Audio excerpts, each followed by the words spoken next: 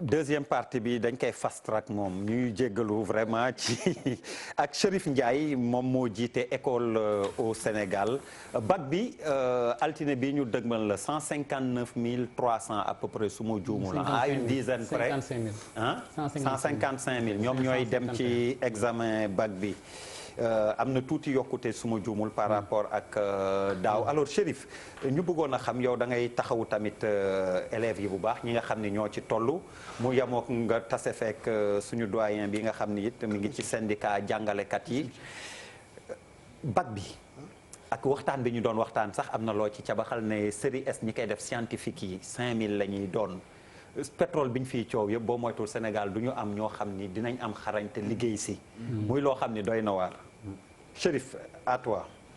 Merci Der maa ngi nuyu ñu ñuy seetaan ak ñi ma bokkal plateau bi. Effectivement maa ngi suivre tout à l'heure li ngeen di wax ci pétrole bi. ma dugg see mën a Der li ñuy coow lépp. ça veut dire Sénégal on n'a pas assez de capital de compétences yi nga xamante ne mën nañu liggéey ci industrie yu mel noonu. et le défi donc de l'éducation foofu la ça veut dire un État day def ay perspectives ne la.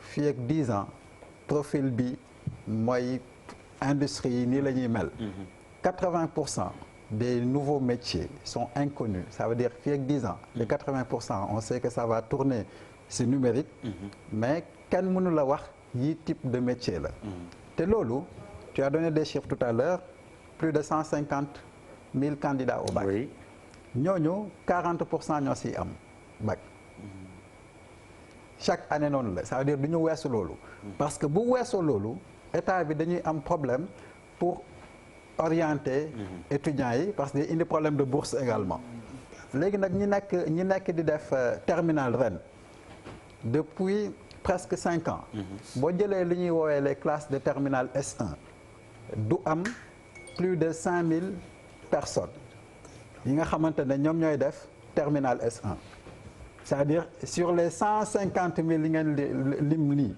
quasiment ñëpp ce sont des littéraires métiers d'avenir yi ñuy wax ni ce sont des métiers yi nga xamante ne c'est basé sur la science maintenant ñun suñu liggéey lan la réellement bon foog ma expliquer ko c'est de démocratiser l'accès à l'éducation syndicaliste la il y a eu beaucoup de perturbations maa ngi jégalu mais dañu toll fi nga xamante ne nit ki comme da ngay nekk ci sa téléphone tout le temps war nga mën a di jàng tam ci sa téléphone damay lim le slogan de l'UVS mu naan foo nekk foofu la effectivement ça veut dire ki nga xamante ne ñi am bac j'ai parlé tout à l'heure d'un taux de 40% ça veut dire au Sénégal depuis 10 ans sur 10 élèves c'est 3 qui réussissent au bac oui depuis 10 ans même pas 4 non même pas 4 ça veut dire le taux de réussite au bac inspecteur la musul yegg 40%. on est entre 31 36%. donc le ratio mooy fukk yi ngay tànn ñett ñoo ci jàll te ñett yooyu di jàll ñu ci bëri du ñu jàll au premier tour ça veut dire que dafa am ñi nga xam ne dañu reprendre terminal.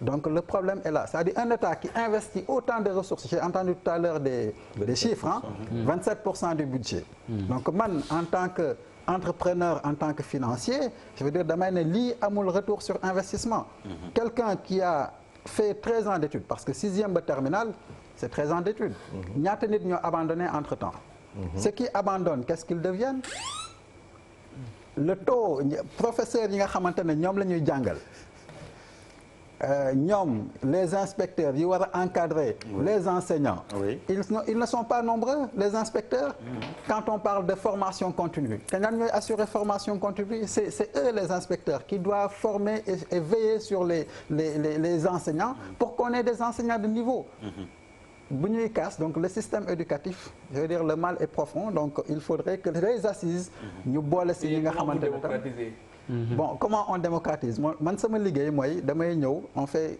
une sélection donc wër lycée yi xool les enseignants qui sont peut-être les plus côté pédagogie ñu accepter la filmer la ce cours donc cours bi bu ñu ko filmer ba pare on le met sur internet donc gratuitement donc aujourd'hui sur École au Sénégal c'est plus de 600 cours qui y sont donc c'est tout le programme mathématique terminal S1 S2 philosophie SVT et autres. mais est-ce que loolu bi ngeen ko defee ba pare tey en termes d'impact est-ce que loolu tamit c'est mesurable? Bon, falaay waxee en termes d'impact c'est mesurable. L'année dernière le seul candidat qui a eu un bac S1 à Matam école au Sénégal la doon jàngee le seul. beneen bi mooy on a aujourd'hui cela veut dire quoi? Ça veut dire c'est quelqu'un qui son instituteur en fait son professeur de mathématiques a abandonné les classes en un moment mu dem mu tukki. Non mu tukki c'est le cas. Ça veut dire aujourd'hui on a des enseignants qui bu ñu amee benn opportunité dañuy bàyyi. Donc c'est des gens qui sont là en cours d'année le professeur mu dem donc mu def recherche tombé ci site bi donc di ci jàng. Malheureusement il n'a pas été aussi généreux peut-être que d'autres l'auraient été. La fracture numérique n'a pas eu raison. Voilà la fracture numérique n'a pas eu raison. séddalewul lu mu astuce am. Mais aujourd'hui en termes de visite c'est voilà c'est important. Alors inspecteur looy wax ci Chérif Ndiaye. Chérif li mu wax c'est intéressant parce que moom dafay agir ci benn pàcc. dafa ñëw en soutien. Oui. au système éducatif. Oui. Malal dafa def léegi benn réflexion bu intéressante parce que bu mu waxee un peu la défection de certains professeurs moom dafa ne loolu contre-performance au système. Oui, défaillance au système. Effectivement parce que c'est ce qui justifie ñun suñu argumentaire ak suñu revendication. C'est-à-dire il y a un mal-être, un malaise des travailleurs dans le secteur de l'éducation. Malgré ce qu'on suppose être parce qu'il a dit tout à l'heure dafa am benn genre dans le discours da ngay sentir comme benn ay superlatif. Parce qu'on dit on investit 27% du budget, comme si c'était extraordinaire. Alors qu'au Sénégal, il y a 1 500 000 enfants qui sont hors école, attestés. Les études le montrent. Le taux d'achèvement est de 60%. C'est-à-dire, da ngay jël 100 xale yu dugg. 60 yi ñoom ñooy arrivé à l'élémentaire. Le TBS est de 86%. Donc, le taux brut de scolarisation à l'élémentaire. Donc malgré tous les efforts que nous sommes en train de faire yoo xam ne dañ ciy mettre le focus mais nous sommes dans une logique de contre-performance évaluation de fin de cycle yi au CFE 40% de taux d'échec au BFM 50% de taux d'échec au bac on a 60% de taux d'échec nous sommes dans une logique d'échec de contre-performance le rapport récent la revue annuelle du paquet a révélé et toute l'administration publique sénégalaise à ce rapport-là que nous peinons à transformer les intrants en ressources te loolu wax na ci benn élément bu important c'est-à-dire il faut valoriser la fonction enseignante c'est-à-dire cesser de stigmatiser les enseignants la problématique du quantum elle est importante c'est-à-dire que ñun on s'est fixé comme objectif de faire 1300 et quelques heures au Japon dans les pays asiatiques on réalise ça mais si seen langue ñoom au Sénégal on peine à faire 900 heures annuelles sur la base d'une langue étrangère. Vous voyez un peu le gap. C'est-à-dire il faut qu'on mette le doigt sur ces problématiques. Nga jël enseignants yi ren on a recruté 1500 enseignants. De l'élémentaire, il y a des classes fermées. Il y a des zones sans école. On est en train de diversifier l'offre éducative et on compte beaucoup sur le privé. Mais malgré tout, il n'y a pas assez d'enseignants. Il n'y a pas assez d'inspecteurs. Et il y a la problématique des conditions de travail et du maintien de ce personnel dans le système. On n'a pas de professeur de philosophie, on n'a pas de professeur d'espagnol. Ça, c'est des problématiques. On n'a pas de professeur de mathématiques. Bu ñu gisee mieux, mais c'est naturel. C'est naturel. Dañuy dem parce que ñu bëri ñi nga gis actuellement ñu nekk dans l'administration, dans certaines stations. Mais xool à l'origine, defal seen profil. C'était des instituteurs, c'était des professeurs. Même et inspecteurs yoo xam ne ils font le concours actuellement de l'école nationale d'administration. C'est des agents de la hiérarchie à un membre de corps de contrôle qui font le concours, qui vont faire 2 ans de formation encore pour rester hiérarchie à un membre de corps de contrôle. Vous voyez un peu le malaise. C'est des problèmes profonds. Il faut que ñun ñëpp ñu adresser ko te loolu c'est pas seulement l'affaire des inspecteurs, c'est pas seulement l'affaire du gouvernement. Il faut qu'on informe juste. Oui. Et que ñu bañ a appréhender les problématiques éducatives uniquement sous l'angle des perturbations. Perturbations yi am na lu ko waral. Comment faire pour que les assises nationales bi nga xam ne ni vraiment c'était une démarche inclusive ba ci milieu rural partout au Sénégal on a parlé d'école on a parlé d'éducation ban type de Sénégalais lañ bëgg nan la ñuy def pour dem fa mais le gouvernement n'a pas tiré profit de ce travail d'introspection, de réflexion.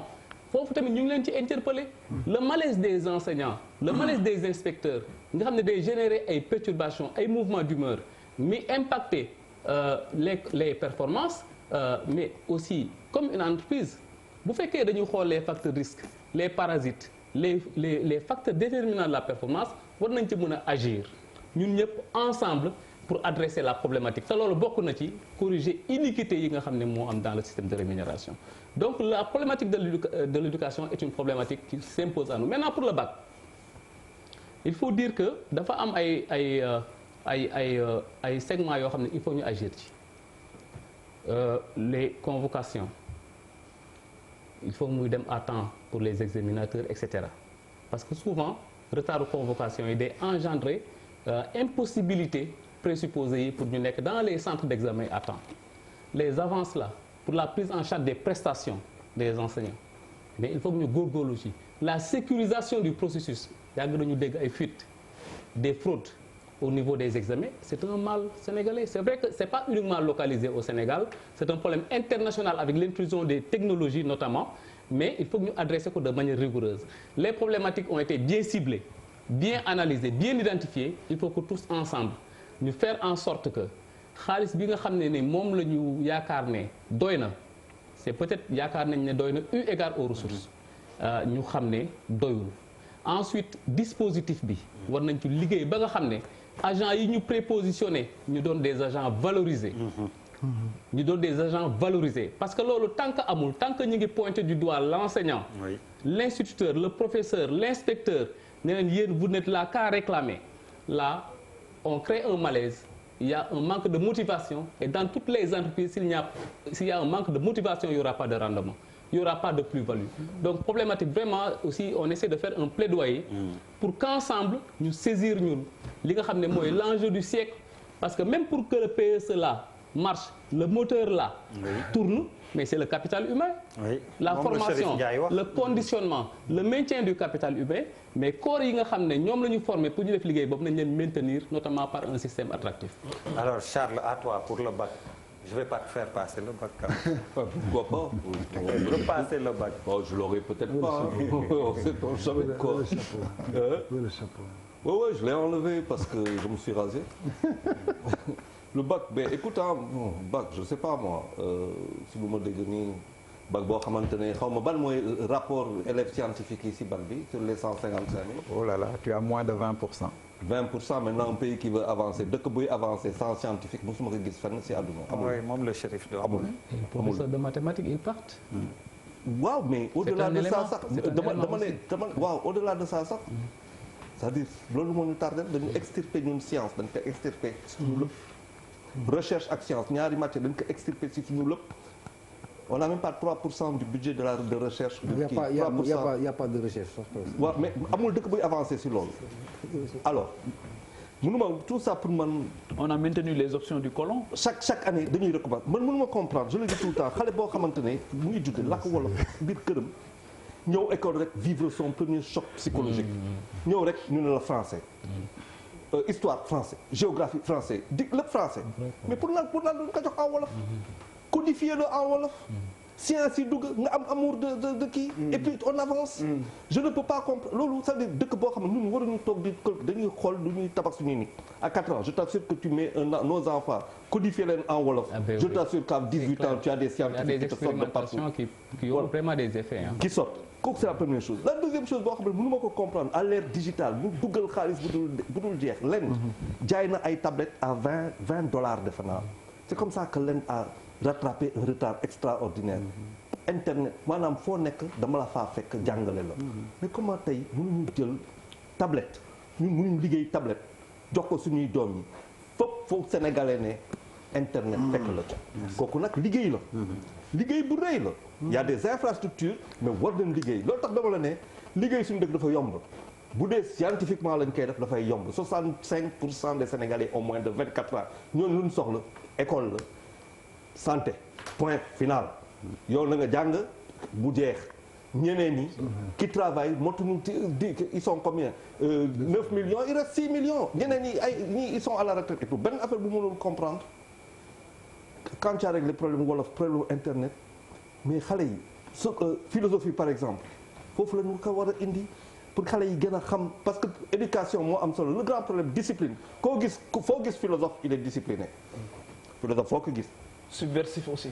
non subversif dans l'idée il est subversif parce que maanaam il cherche. day chercher. version positive du philosophe boo xam ne day gën a di jël xeer di sànni doo mos a gis philosophe di jël xeer di sànni par contre si biir idée yi da ngeen di dóorante. tu vois des philosophes ici ay philosophes ngeen loolu il faut et puis bu ñuy wax philosophie. ça veut pas dire ñu dem ñu ne ay Platon yooyu yëpp baax na. c'est ça mais gis nga ñun fii am nañu fi ay coach am nañu fi oui mais il y a une philosophie mouride il y a une philosophie mouride. philosophie mouride mais kii boo xamante ne l'essence c'est le travail l'essence du mouride c'est le travail mais loolu yëpp war nañ ko mën a kii nous former ay Sénégalais alors maintenant quand tu as dit il y a 150 000 bacheliers et tout nga dem il y a 20% yoo xamante ne defuñu série S moi je plains ce pays dans 20 ans c'est tout. alors Pape Djibril. bon man bac bi partout ailleurs dans le monde c'est-à-dire que ñun keroog dama toog rek ma gis benn communiqué boo xamante ni. Conseil d'État bu France moom moo ko def pour interroger wu sur un certain comportement de professeurs et d'instituteurs vis-à-vis des élèves.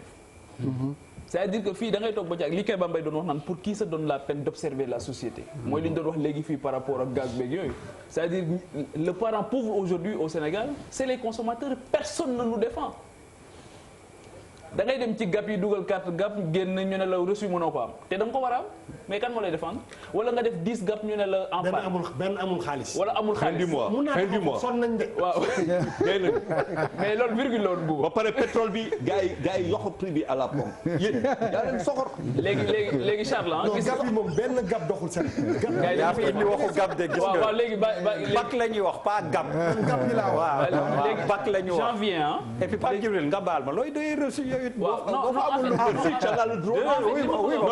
lu bëri ni man non c'est un problème man léeg-léeg damay dem ba fàtte sama code carte parce que benn yoon laa fay dem non c'est un problème profond non yow war na leen waxal sa salaire ah bon demande bi dégg nañ ko benn yoon laay dem tey ji par exemple da nga ñëw ci péage guddi nga ñëw fekk ñu tijji la benn box wala ñaar nga ram mais kenn du la ko jooyal amoo ku la koy jooyal ana consommateur yi ku leen di xeexal amul ñoom ñëpp cravate tey ji boo demee tey jeexit bi am boo demee ci banque yi boo duggee ci biir hall yi mais da ngay fekk les gens ci visage renfrogné oui dañu sonn amul ku leen défendre man loolu laay wax c'est-à-dire que mooy tey ji suñu éducation coow li yëpp mooy kan moo ciy def taxaw seetlu bi ci war tey au-delà des acteurs qui sont directement concernés ma ne am na institution yoo xamante ni ailleurs dañuy càmbar yu mel nii le bac tey est-ce qu'il faut le réformer ou bien le supprimer on en a plus besoin est-ce que parce que tey bac bi dafa bokk ci liy tax étudiants yi di cartoucher je te donne juste un exemple da ngay ñëw nga faible ci ay matières yu bari nga ñëw bac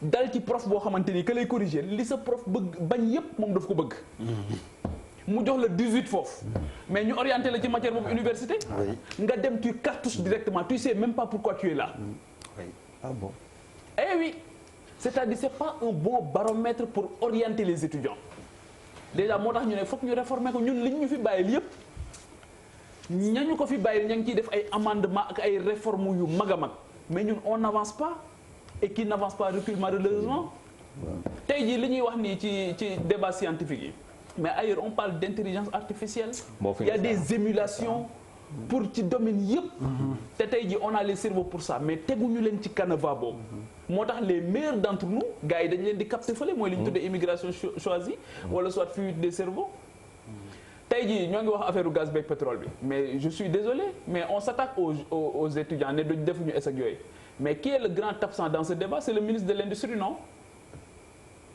c'est qui encore plus de parler il a posé question. non c'est qui encore non ta question est essentielle. c'est une question en fait li ma bëgg a wax foofu mooy question d'orientation la ak d'option ak susciter ay vocation yaa ngi dégg de orientation option susciter ay vocation donc fondamentalement tey jii sunu nguur gi jëluñu option boobu waxuma ne dañuy mathématiser le système d'accorduma ci dama ne parce que on a une société il faut la penser. il faut nga projeter wu te loolu anthropologue yi ñoo ko war a def sociologue yi ñoo ko war a def psychologue conseil yi ñoo ko war a def ñooñu aussi on les voit pas dans le débat même pétrole beeg gaz bi tey sociologue yeeg anthropologue yi mais anañu. On ne doit pas laisser ce débat aux techniciens tout court, scientifiques. Aux politiciens. Ceux qui pensent la société aussi ont leur raison d'être. Donc il faut la jonction de ces deux-là pour que ñu mën a projeter wu kenn ku ci nekk jouer rôle am. Papis jëlal bac ma delloo la fa. waaw mais damay déparé ci li sa waay wax rek. c'est par rapport waaw autant ak li sa waay wax également par rapport Alcantara bien-être mal-être bi. man je trouve que yëpp dafay tënkuwaat ci problème mu système bi quoi de façon globale. parce que tu peux pas aujourd'hui par exemple ponctuellement traiter la question scientifique régler ko tu auras laissé 30 000 problèmes à côté. Parce que tout va ensemble ou s'arrête ensemble.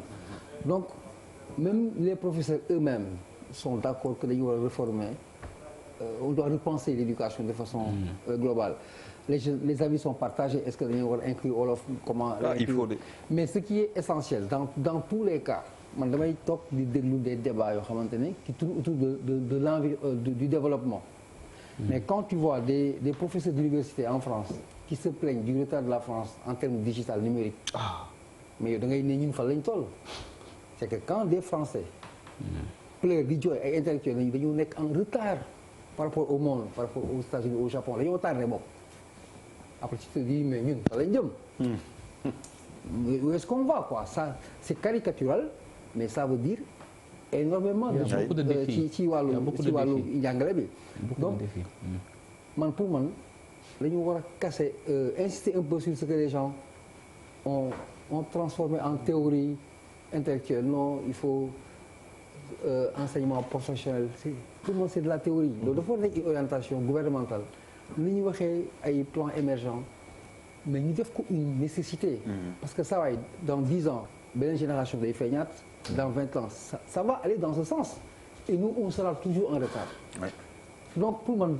heure bi dañu war a attaquer la question de l'éducation poser les jalons du changement de la transformation pour que dans 10 ans on commence à voir les effets beneen affaire mooy même bu fekkee ne c'est en dehors des scientifiques mais il m'est arrivé temps yi may def sport je suis désolé de le dire ma croiser ñaari étudiants quoi on se croisait waaw mais je suis à honte quoi le niveau de langue français wala ils sont le niveau de langue donc waaw parlent sérère ou pas ce ne sont même pas des scientifiques mais ils ont des problèmes d'utilisation de la langue le niveau de langue ils n'ont même pas le niveau qu'il faut pour wax langue boobu nga bëgg jóge fa dem scientifique yi muy nekk de benn catastrophe oui donc tout de suite et maintenant il faut s'arrêter tout de suite pour man ñu rompre avec ce qui existe et aller dans le sens de vraie transformation de l'éducation. Mame Boye Diao loo wax ci bac bi ma delloo la say jamono sànnaar. J'ai beaucoup aimé débat bi ni ñu ko articulé parce que en réalité boo xoolee bu baax dafa am ay xarala yu bees yi nga xam ne jotuñu leen jël dugal leen ci système bi parce que man maa ngi fàttali bi ñu nekk ndaw ñun CLAD leen jàngee woon. CLAD rajo la woon. te donc dafa amoon beneen pertinence après ñu changé mais tey jii jëluñu internet. def ko un instrument ci biir politique éducative ci réew mi sauf pour l'enseignement supérieur avec les UVF et encore que là pour man état bi déjà li ko war mooy obliger les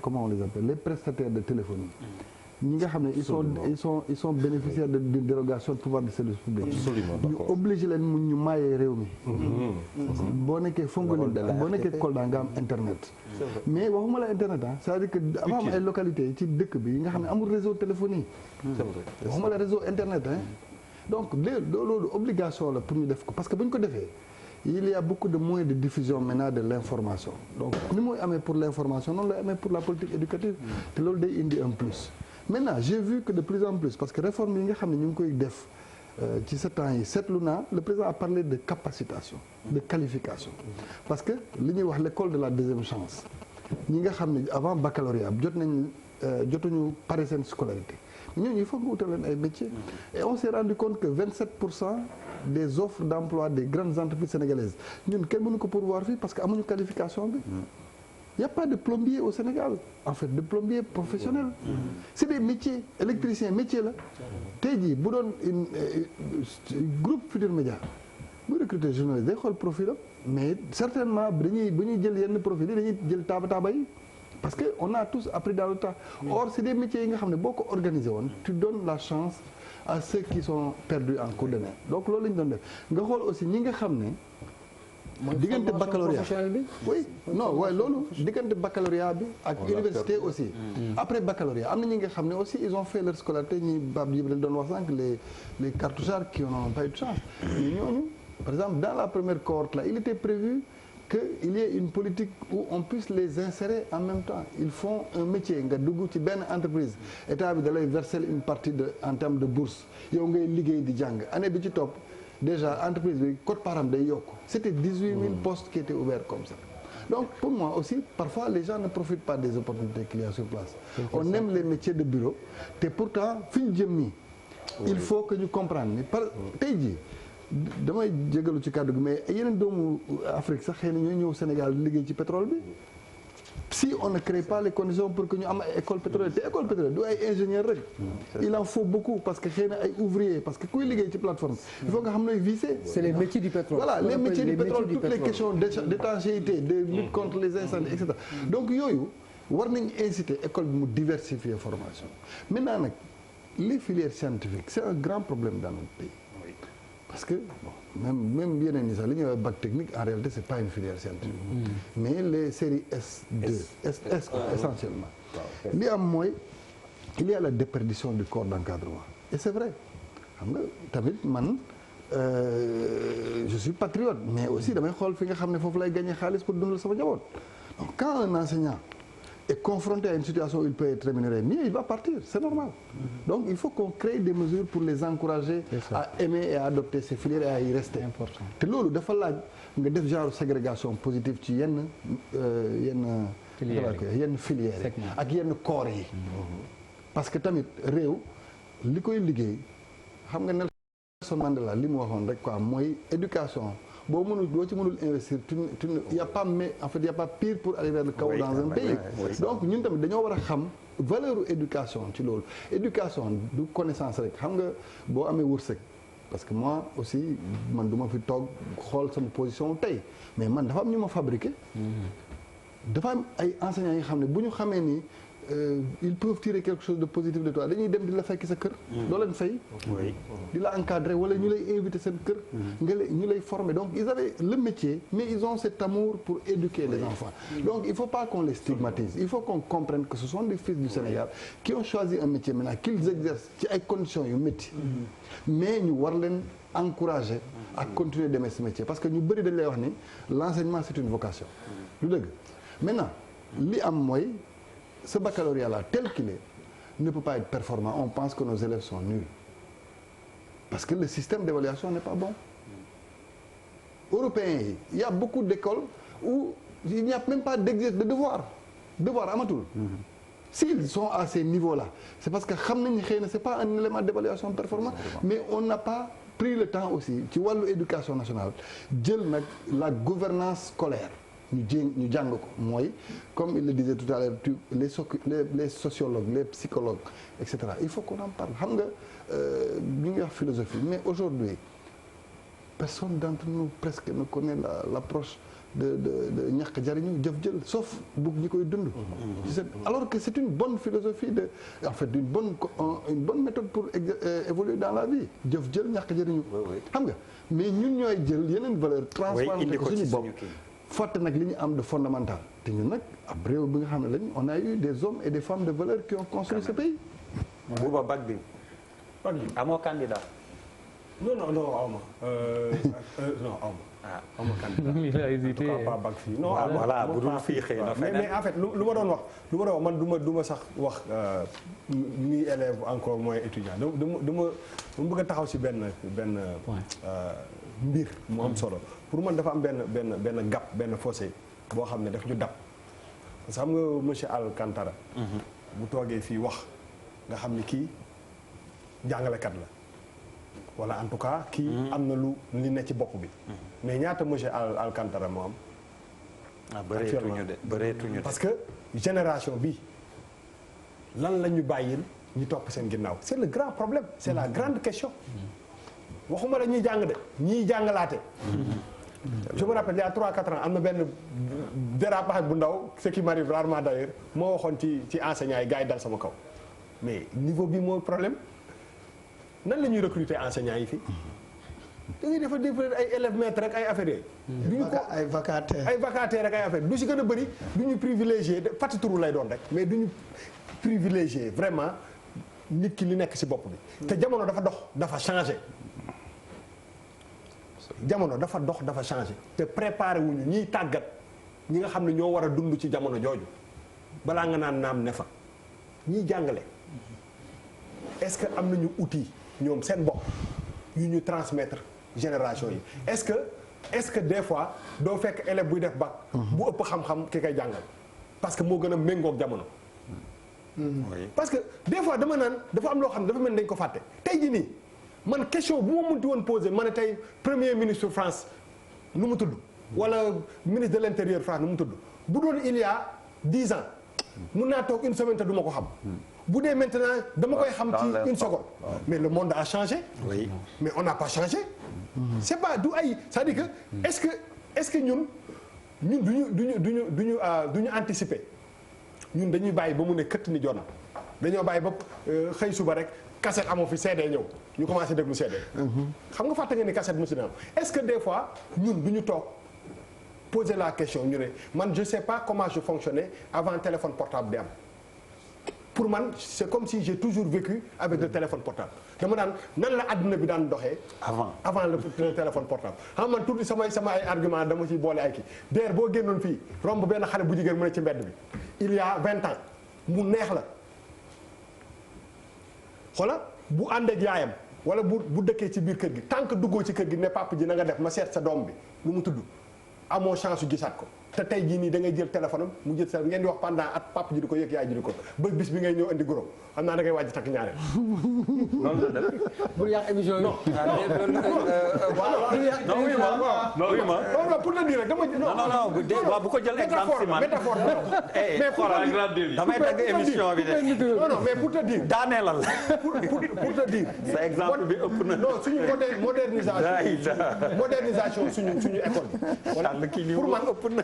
non pour man modernisation suñu école yi moom mooy défi di gën a mag bu réew mi jànkonteel mais du c'est-à-dire doogoo mën a dafa am benn génération boo xam ne ñoo gën a jege retraite ñi am na ñoo xam ne sax ils sont plus actifs ñi leen remplacer dañuy ñëw am formation yu njëkk ya jamono dox avancé et ils sont ñu si gën a bëri ils sont pas compatibles ak la réalité ak aujourd'hui et loolu c'est le problème à régler du ñuy ñi jàngale ñu bëri jumtukaay yi nga xam ne moom la nit ki soxla tey pour compétitif. Merci. On est quand même benn dëkk boo xam ne mais France moo ñu colonisé si tu prends boo jëlee français boo passé France gi dem tuuti Belgique ah dugg Suisse tuuti mais analphabète na boo demee feneen. Est-ce que comment on doit repenser un peu suñu njàng est-ce que éternellement on doit être une colonie française en termes de langue. Comment ñi ngi wax pétrole le pétrole ak le gaz ça se conjugue en dollars ah. en anglais non en dollar bu ma nee en dollar mooy anglais. waaw ñi ngi wax ni aar lu ñu bokk aar sama réew dugg na fi génn fi c'est-à-dire que ñu war a am ay 15 millions de nit yoo xam ne ils sont analphabètes di nga les cours ak cours yi juge dem doon wax ak yooyu yëpp mais saa yi ñaata ministre ñooy jóge fii war a dem Londres. wala benn directeur général des impôts wala des domaines wala dara war a jël avion wàcc pël non wala ministre de l'industrie wàcc pël New York. Qu'est-ce que vous avez war a toog ci benn dem ci benn réunion bu am solo war a wax pétrole tout est en anglais mais genn wàll rek ngay gis lu ci bëri ñu lay teel naan la Ila li nga naan loolu moo tax on pêche dans les négociations. moom lay wax parce que en réalité jamono moo toll foofu léegi ñun dañu nekk Afrique tubaab yi ñëw fii coloniser suñu dëkk yi def ko ay pàcc tënkuñu fu mu ne ku gën a la wax français bu gën a jub rek yaa gën a intelligent yaa gën a jàng yaa gën a xam alors que ñooñu déggoo ma ne bu dul Air Sénégal bi wàcc Paris boo jëlee beneen destination Chine ak Japon Dubaï Paris New York Londres tu deviens un alphabète te dëkk bi àddina bi yëpp koom-koom ak lépp foofu la nekk mais est-ce que waruñu taxaw ne ok même si on est colonisé par la France est-ce que on doit pas repenser un peu nan la suñu doom yi ñu doon leen tàggate man de samay doom lu leer laay wax du ma leen tëj ci kii bu ñu làkkee anglais damay ragal làkk anglais parce que je sais que demain pour ñu compétitif il faut par n'importe quel moyen ñu mën a làkk loolu mais introduction de l'anglais dans nos écoles pas à 10%. dafa war a dem ba jël le dessus sur le français c'est pas parce que la langue moo am solo lan la ñu hérité de la France philosophie les philosophes ay africains yi philosophie di nga fii chaque jour ma dégg ñu invité fii jàngkat boo xam ne wala firikat boo xam ne dama naan kii nan la mën a emmagasiner autant de savoir ci boppam bu lay wax ci Serigne Touba pendant 4 heures de temps te karat du ci français te jàngewu ko fenn donc on n'a pas ce problème là le problème bu ñu am mooy que dañu nekk réew moo xam ne dañu war a am défi yu nekk ëllëg te défi pétrole ak gaz ak ressources ku ko am te sa ay waa réew ils sont mënuñu jokkalante mënuñu communiquer ak le reste du monde je ne parle pas de la France encore une fois da ngay jël ndaane ba faw foofu laa ci yem alors yaa ci des Malal buuba li muy wax ni mooy non dafa am mais bu leen ma bogo dinaa la bogo kay buuba li muy wax ni en fait daf may yóbbu ci Serigne Mbuub yóbbu ma ci Yero Dieye yóbbu ma ci certaines personnalités Bokar Samba Dieye et cetera parce que en fait ce qui veut dire que en fait jàng école nekkul fondement wu développement wu réew et puis sa éducation boo koy tabax da ngay sukkandiku ci say valeurs ci sa ressources socio-culturelles donc mais dafa am na yoo xamante ne quand même puisqu'on parle du bac dafa et c'est urgent bac bu ñu fàtte ni bu ko ñi koy def ñëpp dañuy cotiser 10 000 francs office du bac et il y a 155 1 milliard et il y a 155 000 candidats 155 000 candidats multiplié par 10 000 égale 1 milliard 555 millions. mais bëriwul quand même. Et au moment où l'on parle professeurs yi war a dem nekk président de jury wala dem jotaguñu seeni frais de mission et comment vous voulez qu'on arrive à un développement mënul nekk. Et comment vous voulez qu'on organise le bac dans des conditions correctes mënul nekk. Alors que le président de jury doit être là-bas 48 heures avant ci centre d'examen bi. te boo nekkee Saint-Louis. sa frais de transport xam nga ñaata la sa frais de mission xam nga ñaata la 375 000 ñu war la ci jox avance 280 000. jox la ci également transport. mais boo nekkee Saint-Louis Dakar nga ko war a jël see amuñu sax benn système bu ñu la ko envoyé par virement bancaire. wala kii yu bees yi wala kii wala Wari la ko wala c'est-à-dire et après on est là à théoriser. mais Malal mun naa def benn kii man de bu ma doon benn businessman damay créer léegi benn entreprise boo xam ne sama liggéey yëpp mooy 1 milliard 500. ñaata nga ci am non ko gars yi di jotee nu mu gën a gars yi ma ciy mais attends ñu laaj ko El Kantara li mu wax noonu alors ni mu wax noonu la demee Malal. Bon, moi je crois que la situation elle a un peu évolué. Moi c'est le syndicaliste qui parle mais le syndicaliste aussi c'est quelqu'un qui dit là c'est mooy ki nga xam ne day analyser réalité bi exprimer ay préoccupations mais quand même li nga xam ne c'est des acquis on considère que c'est des acquis à l'heure où on parle effectivement problématique bu avance su baccalauréat yi souvent c'était un facteur d'instabilité da ngeen di dégg toujours di wax ni viré wuñu fayuñu mais à l'heure où nous parlons l'office du bac le ministère a confirmé que les virements ont été faits pour tous ceux qui sont impliqués dans le cadre de l'organisation du bac maintenant les syndicats n'ont pas peut-être fait le point encore pour dire que ñaata la ñu viré et cetera bon mais loolu c'est un impératif parce que effectivement li nga xam ne moo intéressant dans ce qu'il dit mooy c'est le ministère de l'enseignement supérieur de la recherche et de l'innovation c'est l'office du bac c'est les inspections d'académie donc le ministère de l'enseignement les deux ministères et les inspections d'académie qui organisent les inspections d'académie ont en charge de régler tout ce qui est indemnité. Alors, il y a des fonds qui sont disponibles pour ça. Donc, il y a en la matière une certaine déconcentration qui fait que enseignants yi fu ñuy évoluer inspection d'académie yooyu dinañ jël en charge indemnisation bi. Souvent li ñuy décrier mooy dafay yéex. C'est-à-dire dañu war a fay en fin novembre, on paie en fin janvier, février, mars, etc. ba mu am ay mouvement d'humeur ñu doog a diligenter les procédures et ça, ce n'est pas bon. Donc vraiment, ça, il fallait le dire. L'autre élément important, c'est les inscriptions. Le point à exprimer à ce niveau-là, moom mooy que am na ay xale yoo xam ne gis nga ni ngeen di déggee problématique état civil bi au niveau du CFE. Et vraiment, ça, c'est un drame au Sénégal. Il y a des enfants qui sont brillants, qui ont suivi tout le cursus. Oui. Et au bout, on leur dit, vous ne pouvez pas faire le bac. Parce que vous avez bénéficié d'un jugement et vous n'avez pas attesté au préalable que vous n'étiez pas inscrit à l'état civil.